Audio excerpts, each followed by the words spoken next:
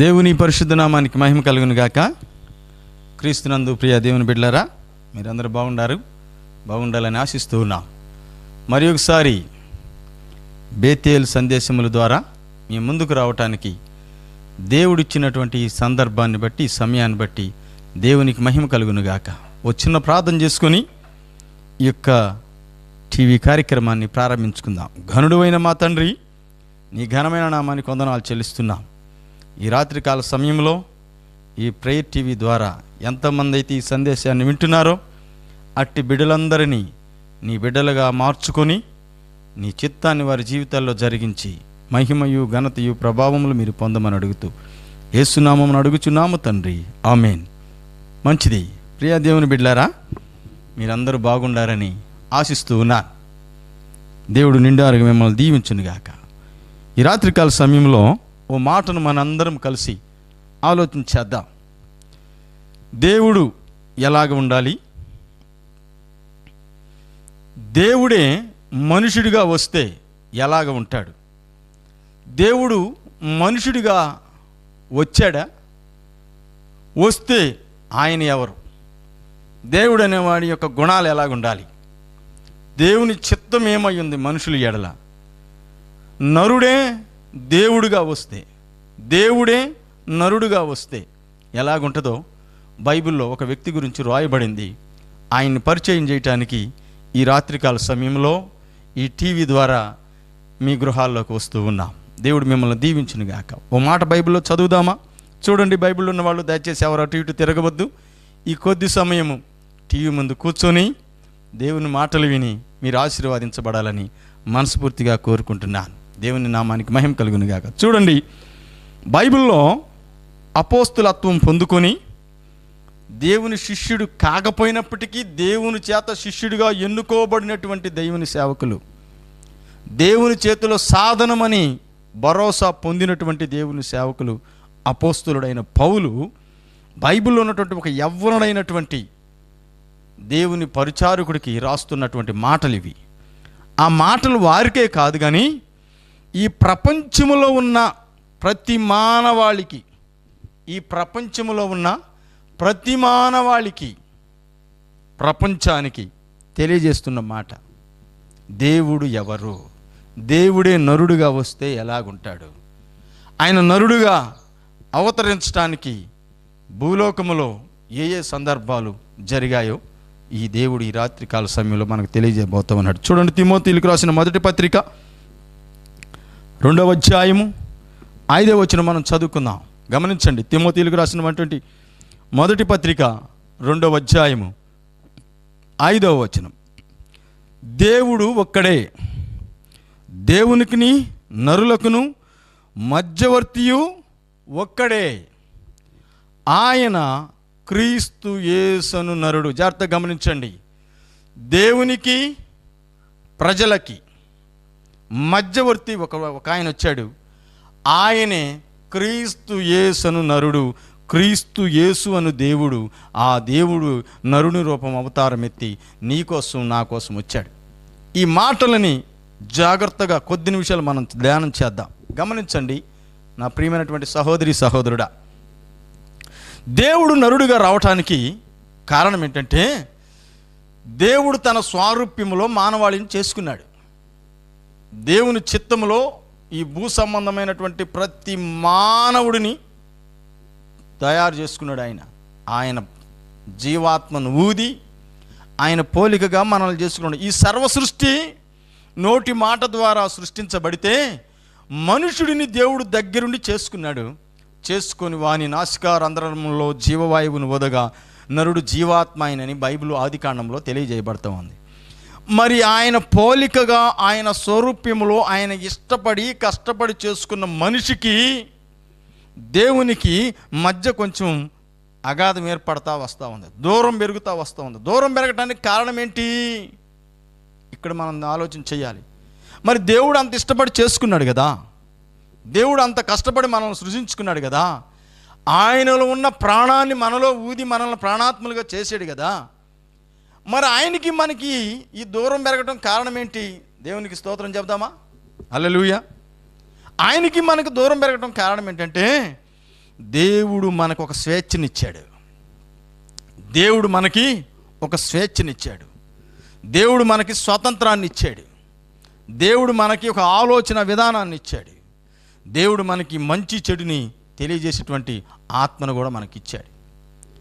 ఈ ఇచ్చినటువంటి స్వేచ్ఛలో ఏమైపోయామంటే దేవుని ఆలోచనలను మర్చిపోయాం, దేవుని అడుగుజాడలను మర్చిపోయాం, దేవుని చిత్తాన్ని మర్చిపోయాం, దేవుని మాటలను విడిచిపెట్టేశాం.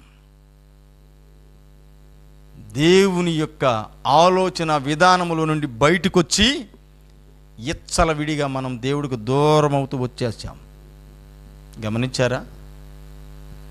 ఈ దేవుడు ఆ దూరం పెరిగే కొంది ఆలోచన చేసి ఈ బిడ్డలు ఇలాగూ వెళ్ళిపోతూ ఉంటే దేవునికి వ్యతిరేకంగా, మానవాళికి వ్యతిరేకంగా, పరిశుద్ధాత్మకి వ్యతిరేకంగా మనుషులను పట్టుకొని వీడ్చుకొని నరకానికి తీసుకెళ్లాలని సాతాను విచ్చలవిడిగా ఉచ్చులు వేస్తూ తిరుగుతూ ఉన్నటువంటి సాతాను చేతుల్లో కబంధ హస్తాలలో బంధించబడిన మానవాళి దేవుడికి దూరమై శాపానికి బానిసలై, పాపానికి బానిసలై, పాప బంధకాల చేత బంధించబడి పాపములో జోగాడుతూ ఉన్నాము. ఆ జోగాడేటువంటి మానవాళిమైన మన కోసం దేవుడు ఒకసారి ఆలోచించేశాడు. నేను సృజించుకున్న నా బిడ్డలు, నా ప్రాణము పోసిన బిడ్డలు నన్ను విడిచి సాతానికి బానిసలై, పాపానికి బానిసలై, పాపములో ఉండి పాపం వలన వచ్చి జీతమైనటువంటి మరణాన్ని పొందటం ఆ దేవుడు తట్టుకోలేకపోయాడు. ఆ దేవుని యొక్క గొప్పతనం ఏంటో మనం బైబిల్ లేఖనాల్లో మనం చూద్దాం. తట్టుకోలేకపోయినటువంటి దేవుడు, మరి దేవునికి మనకి మధ్య దూరం పెరుగుతూ వచ్చింది పాపం వలన. ఆ పాపపు సంఖ్యలను తెంచివేయటానికి ఒక ఆయన అవసరమయ్యాడు. ఆ అవసరమైన ఆయన చూస్తే పాపము లేనటువంటి వారు అవసరమయ్యారు. ఇక్కడ గమనించాలి, పాపము లేనటువంటి వాళ్ళు. ఈ భూలోకంలో ఆకాశం కింద ఏది చూసినా పాపం ఉందండి. జన్మతః పాపం, మాట ద్వారా పాపం, చూపు ద్వారా పాపం, నడక ద్వారా పాపం, క్రియల ద్వారా పాపం, ప్రతిదీ పాపము. కొద్దో గొప్ప కొంచెం ఉప్పుబడినట్టుగా పాపం ఉంది. అందుకే దేవుడు ఆలోచించేసి ఈ దూరాన్ని దగ్గర చేయటానికి, దేవుడికి ఈ నరులకి మధ్యవర్తిగా ఉండటానికి ఈరోజు నేను చెప్పబోతున్న నా దేవుడైన యేసు క్రీస్తు ప్రభువారు నీ ఇంటికి వస్తున్నాడు. చప్పట్లు కొట్టు ఒకసారి. దేవునికి స్తోత్రం. అందుకే బైబిల్ లేఖనం రాయబడింది, దేవుడు ఒక్కడే, దేవునికి నీ నరులకును మధ్యవర్తి ఒక్కడే. గమనించారా? ఆయనే క్రీస్తు యేసను నరుడు. ఒకసారి ఆలోచించేద్దాం. ఇక్కడ రెండు పదాలు ఉన్నాయి. క్రీస్తు అంటే ఏంటి? బైబిల్లో చూస్తే లోకాసువార్త 2వ అధ్యాయం 10-11 వచనాల్లో చూస్తే, దావీదు పట్టణం నందు నేను రక్షకుడు మీ కొరకు పుట్టి ఉన్నాడు, ఈయన ప్రభువైన క్రీస్తు అని రాయబడింది. అక్కడ ప్రభువైన క్రీస్తు. జాగ్రత్తగా గమనించండి ప్రియ దేవుని బిడ్డలారా. ప్రభుత్వం చేయువాడు ప్రభువు, రాజ్యం కలిగిన వాడు ప్రభు, ఆ రాజ్యాధికారం ఉన్నవాడు ప్రభు. అందుకే రాయబడింది ప్రభువైన క్రీస్తు అని రాయబడింది. నేను ముందు వాక్యంలో మీకు తెలియజేస్తాను ప్రభు గురించి. క్రీస్తు అనగా అభిషక్తుడు. దేనికి అభిషక్తుడు? ఆయన అభిషేకించబడ్డాడు దేవుని చేత. దేవునికి నరులకు మధ్యవర్తిగా ఉండటానికి అభిషేకించబడిన వాడు ఈ క్రీస్తు. మరి యేసు, అందుకే బైబిల్లో రాయబడిన తిమోతి పత్రికలో క్రీస్తు యేసును నరుడు ఆయన. యేసు అనగా బైబిల్లో చూస్తే మత్తయి సువార్త 1వ అధ్యాయము 21వ వచనం. మత్తయి సువార్త 1వ అధ్యాయము 21వ వచనం చూస్తే, తన ప్రజలను వారి పాపముల నుండి ఆయన రక్షించును గనుక ఆయనకు రక్షకుడు అని పేరు పెట్టబడును. ఆమేన్. రక్షకుడు అని రాయబడింది. అక్కడ యేసు అని రాయబడింది. ఫుట్ నోట్లో రక్షకుడు అని పేరు పెట్టబడింది. గమనించారా? దేవుని చేత అభిషేకించబడ్డాడు. దేనికి? వారి ప్రజలను, తన ప్రజలను వారి పాపముల నుండి. ఇప్పుడు అర్థమైంది దేవుడికి మనకి మధ్యవర్తి ఎందుకు అవసరమైందో. మన పాపముల వలన మనం బంధించబడి, మన శాపముల వలన మనం బంధించబడి, మన రోగాలలో మనం బంధించబడి, మన యొక్క కన్నీళ్ళలో మనము మునిగిపోయి అల్లాడుతూ ఉన్న సమయంలో మనలను పాప బంధముల నుండి విడిపించడానికి వచ్చినటువంటి దేవుడు యేసుక్రీస్తు ప్రభువారు. యేసు అనగా రక్షకుడు అని అర్థం. గమనించారా? దేవునికి నీ నరులకు మధ్యవర్తి ఒక్కడే, ఆయన క్రీస్తు యేసు నరుడు. పాపం నుండి విడిపించడానికి అభిషేకించబడినటువంటి క్రీస్తు యేసు నరుడు. మనం ఆలోచించేద్దాం, ఇంత గొప్ప దేవుడా? ఆయన ఎంత గొప్ప దేవుడో తెలుసా? అపోస్తలుడైన పౌలు బైబిల్లో ఒక మాటలు రాశాడు, చదువుదాం చూడండి.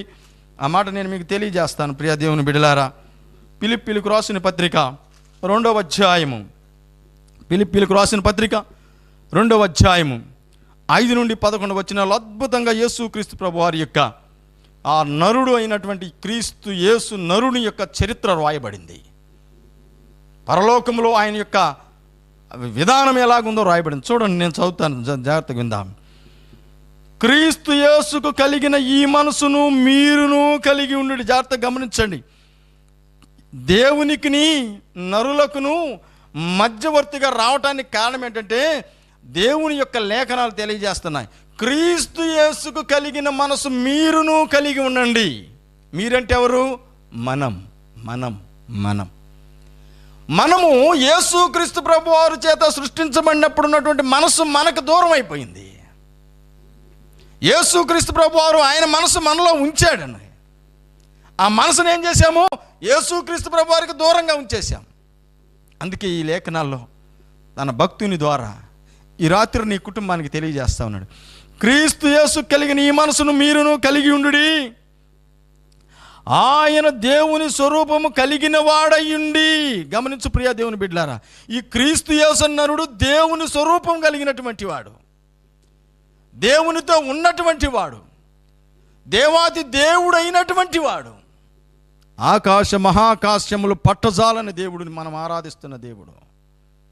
వేలాది కోట్ల దూతలు కెరూబుల మధ్య పరిశుద్ధుడు పరిశుద్ధుడు పరిశుద్ధుడని గాన ప్రతిగానముల చేత నిత్యము ఆరాధించబడే దేవుడు నేను ప్రకటిస్తున్నటువంటి యేసుక్రీస్తు ప్రభువారు. ఆయన ఎంత దీనత్వం తగ్గించుకున్నాడు. ఎందుకో తెలుసా? నీకోసం. చెల్లి, నీకోసమే. తమ్ముడా, నీకోసమే.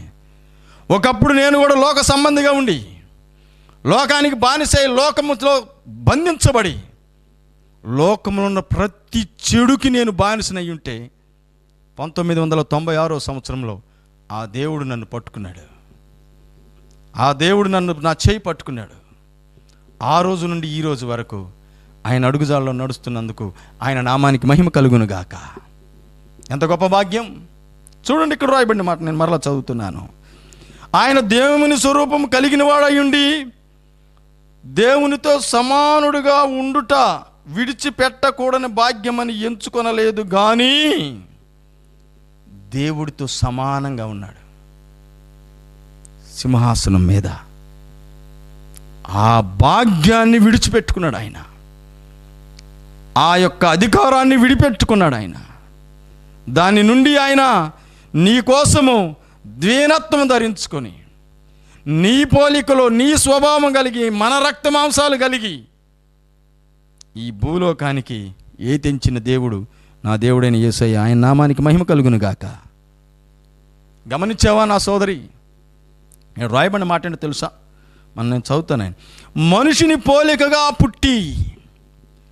మనం అనుకోవచ్చండి ఆయన దేవుడు కదా, ఆయన ఏదైనా చేస్తాడని. అందుకే ఆ మాట నీవు నేను అంటామని తెలిసే మనం ఎలాగూ జన్మించామో, మనకి ఎలాంటి మనసుందో, మనకి ఎలాంటి అవయవాలు ఉన్నాయో అలాంటి జీవితంలోనికి ఆయన మార్చబడ్డాడు. మనిషిని పోలికగా పుట్టాడు. ఒక మనుషుడిగా నీ కోసం వచ్చాడు ఆయన. దేవాతి దేవుడైన మనుషుడిగా నీ కోసం వచ్చాడు ఆయన. ఎంతగా తగ్గించుకున్నాడో తెలుసా ఆయన?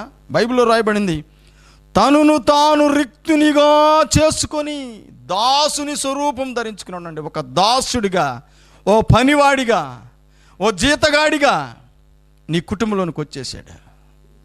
నీ జీవితంలోనికి రావడానికి ఇష్టంగా ఉన్నాడు. దేవుడండి ఆయన. మన మనసు చెడిపోయి దేవుడికి దూరంగా వెళ్ళిపోయాం. ఆ దూరాన్ని కలపటానికి ఆ దేవుడే మనుషుడిగా పుట్టి నీకు పరలోకానికి బంధం కలపటానికి వచ్చాడు. ఎంత గొప్ప త్యాగం, ఎంత గొప్ప తగ్గింపు, ఎంత గొప్ప జీవితం! ఈ భూ సంబంధమైన జీవితంలో నుండి నిన్ను తప్పించాలని ఒక ఆలోచన విధానం కలిగి, పాప బంధకాల నుండి విడిపించాలని ఒక ప్రేమ కలిగిన ఆలోచన కలిగి, మహాకాశములు ఆయన స్వాధీనంలో ఉన్నాయి.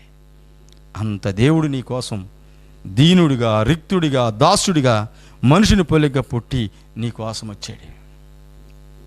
గమనిస్తున్నావా నా సహోదరి? దేవుడే నీ కోసం నీ రూపంలో పుట్టాడు. వచ్చిన దేవుడు ఏం త్యాగం చేశాడో తెలుసా? ఈ లెంట్ డేస్ ప్రారంభమయ్యాయి. ఈ లెంట్ డేస్ ప్రారంభమయ్యాయి, ఉపవాస దినాలు.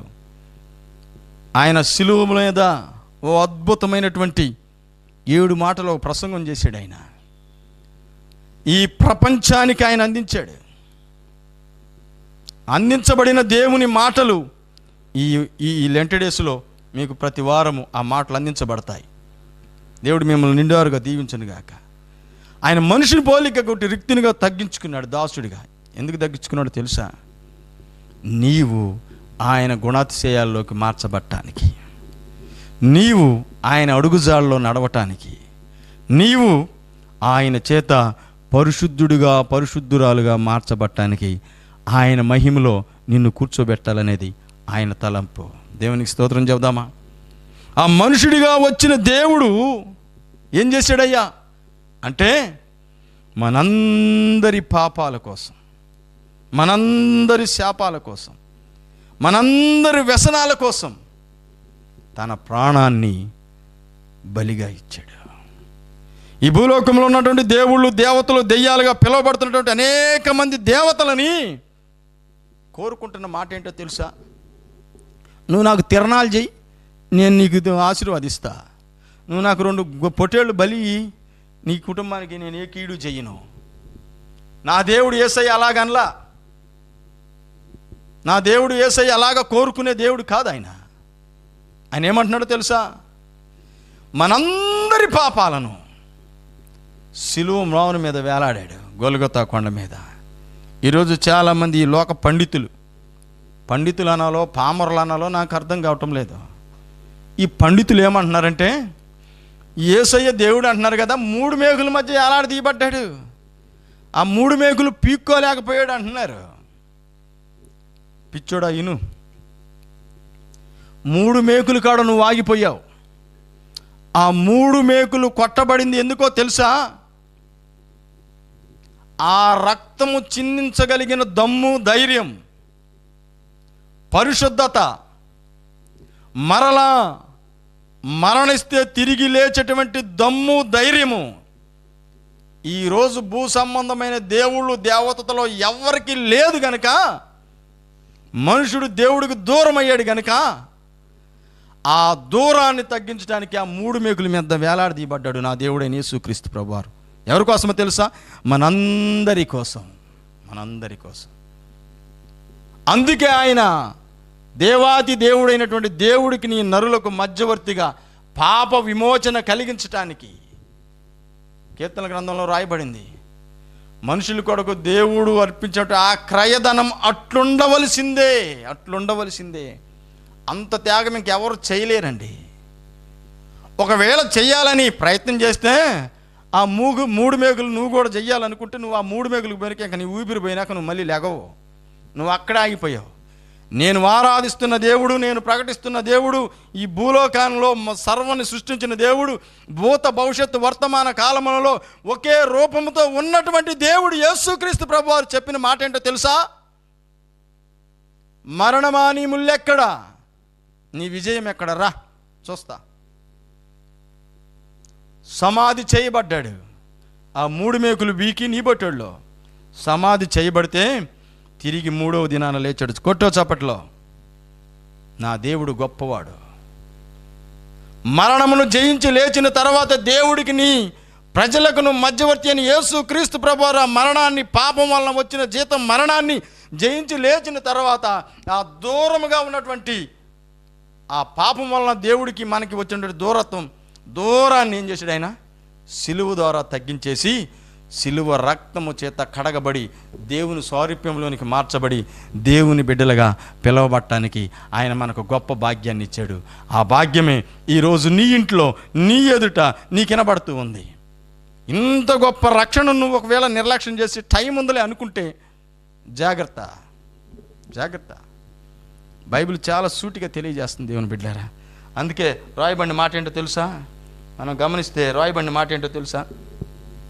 చూద్దామా? అక్కడ ఆకాశం అందే కానీ, ఆకాశం కింద కానీ, ఏమండి భూమి కింద కానీ యేసు నామమును మించిన నామం మరి ఒకటి లేదు. ప్రతివాని మోకాలు ఆయన నామమున వంగునట్లు అన్ని నామముల కంటే పైనామముగా ఆయనను చేసెను. దేవుని సన్నిధిలో నువ్వు మోకరించగలిగితే, దేవుని సన్నిధిలో నీ పాపాన్ని ఒప్పుకోగలిగితే, దేవుడిలో సిలువలో చిందించిన రక్తములో నువ్వు తడవగలిగితే, నీ పాపాలను ఒప్పుకోగలిగితే, నీ పాపాలు ఆయన ఎదుట నువ్వు విడిచిపెట్టగలిగితే, దేవుడికి నీకు దూరం తగ్గి దేవుడితో నీతో దేవుడు కలిసి జీవిస్తారు. నీ పాపాల నుండి, నీ శాపాల నుండి, నీ యొక్క దుఃఖకరమైనటువంటి సంఘటనల నుండి, నీ వ్యాధుల నుండి, నీ బాధల నుండి, నీ సమస్యల నుండి, నీకున్న ప్రతిదాని నుండి తప్పించడానికి నేను ప్రకటిస్తున్నాను. ఆ దేవుడైన యేసుక్రీస్తును నరుడు సమర్థుడు, సజీవుడు, ఉన్నవాడు, అనువాడు, యుగయుగాలు సజీవుడై మరలా ఈ భూలోకానికి రాబోతున్నటువంటి గొప్ప దేవుడు యేసుక్రీస్తు ప్రభువారు. ఆయనే క్రీస్తు యేసును నరుడుగా వచ్చాడు. నువ్వు చిన్న చూపు చూస్తున్నావు ఓ బిడ్డ, సహోదరి, సహోదరుడా, జర జాగ్రత్త. దేవాతి దేవుడైన, సర్వశక్తిమంతుడైన, ఈ ప్రపంచాలను నోటి మాట ద్వారా చేయగలిగిన దేవుడు. ఇప్పటికీ మహాసముద్రం లోతు ఎంతో కనుక్కోలేక అల్లాడుతూ ఉన్నారు. అలాంటి మహాసముద్రాలని నోటి మాట ద్వారా చేయగలిగిన వాడండి యేసుక్రీస్తు ప్రభువారు. ఆయన నరుడిగా వస్తే నీకు లెక్కలేదేమో. నీ కుటుంబాన్ని ఆశీర్వదించాలనుకుంటున్నాడు ఆయన. నీ కుటుంబాన్ని అద్భుతంగా మార్చాలనుకుంటున్నాడు ఆయన. నువ్వు అనుకుంటున్నావేమో నా కుటుంబానికి ఏం తక్కువైందని. జాగ్రత్త. బైబిల్ లేఖనాలు చాలా సూటిగా తెలియజేస్తున్నాయి ప్రియ దేవుని బిడ్డలారా. ఆయన ఎంత గొప్పగా ఆయన సన్నిధిలో మనం కనబడాలని కోరుకుంటున్నాడంటే, ఆయన చిత్తాన్ని మనం గమనిస్తే లేఖనాల్లో రాయబడింది. ఒక మాట నేను మీకు చెప్పి వాక్యాన్ని ముందుకు తీసుకెళ్తాను. గలతీయులకు రాసిన పత్రిక 3వ అధ్యాయము 26వ వచనం చదువుదాం. బైబిల్ ఉన్న వాళ్ళు తీసి చదవండి, దయచేసి అటు ఇటు తిరగవద్దు. వాక్యం విందాం, కొద్ది నిమిషాలే ముగిస్తాను నేను. గలతీయులకు రాసిన పత్రిక 3వ అధ్యాయము 26వ వచనం. యేసు క్రీస్తునందు మీరందరూ, జాగ్రత్తగా గమనించండి, మాట అర్థమవుతుందా? యేసు క్రీస్తునందు మీరందరూ ఎవరు? ఆయన పోలికగా చేయబడిన మానవాళి మొత్తం. ఆయన పోలికలో చేయబడిన మానవాళి మొత్తం అంటున్నాడు. ఏమన్నాడు తెలుసా? విశ్వాసము వలన దేవుని కుమారులు, కుమార్తెలు, బిడ్డలైపోయాం మనం. దేని వలన? విశ్వాసం. విశ్వాసం అంటే ఏంటిది? ఆయన మనకు మధ్యవర్తి అని నువ్వు నమ్మటమే. నీ పాపాలకు విమోచన కలిగించేవాడు ఆయన మధ్యవర్తిగా వచ్చాడని నీవు నమ్మటమే. నీ కుటుంబాన్ని ఆశీర్వదించేవాడని నీవు నమ్మటమే. ఈ పాప బంధకాలను తెంచివేయగలిగిన సమర్థుడు యేసు ప్రభువారని నువ్వు నమ్మటమే. నీ రోగాలను, నీ వ్యసనాలను, నీ కట్టుకున్నటువంటి ప్రతి సమస్యను విడుదల కలిగించిన వాడు ఈ నరుడైన యేసుక్రీస్తు ప్రభువారని నువ్వు నమ్మటమే. నమ్మగలవా? బైబిల్ సెలవిస్తుంది. ఈ రాత్రి నువ్వు నమ్ము.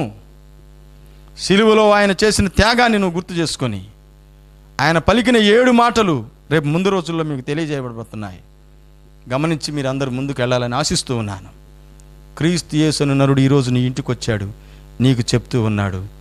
ఆ మాటలు నువ్వు విని నువ్వు ఆశీర్వాదించబడాలని కోరుకుంటూ ఉన్నాను. దేవుని నామానికి మహిమ కలుగును గాక. ప్రార్థన చేసుకుందాం. ఘనుడైన మా తండ్రి, నీ ఘనమైన నామానికి వందనాలు చెల్లిస్తున్నాం. నీవు నరుడుగా మా కోసం వచ్చావు, మమ్మల్ని నీతో ఐక్యపరిచావు, మమ్మల్ని దీవించావు, నీ రాజ్యమునకు పాత్రలుగా చేశావు. ఈ వాక్యమైన ప్రతి వారిని మీరు దర్శించి ఆశీర్వదించమని అడుగుతూ యేసునామమున అడుగుచున్నాం తండ్రి, ఆమేన్. మన పరమ తండ్రి అయిన దేవుని ప్రేమ, కుమారుడైన యేసుక్రీస్తుల వారి యొక్క కృప, పరిశుద్ధాత్మిక అన్యోన్య సహవాసము మనకు ఆయన నామం కలిగిన వారికి సదాకాలము తోడై నడిపించునుగాక. ఆమేన్. మీ అందరికి వందనాలు. మీ ప్రార్థన అవసరతలున్నా, మీకు ఏ సమస్యలున్నా కింద ఇవ్వబడినటువంటి ఈ ఫోన్ నెంబర్లకు ఫోన్ చేయండి. మీకోసం నిత్యం ప్రార్థించడానికి, మీ సమస్యల కొరకు మేము ప్రార్థన చేయడానికి మేము ఎప్పుడు సిద్ధంగా ఉన్నాం. మీరు ఫోన్ చేస్తారని ఆశిస్తూ ఉన్నాం. దేవుడు మిమ్మల్ని దీవించునుగాక. మీ అందరికి వందనాలు. సెలవు తీసుకుందాం. Thank you.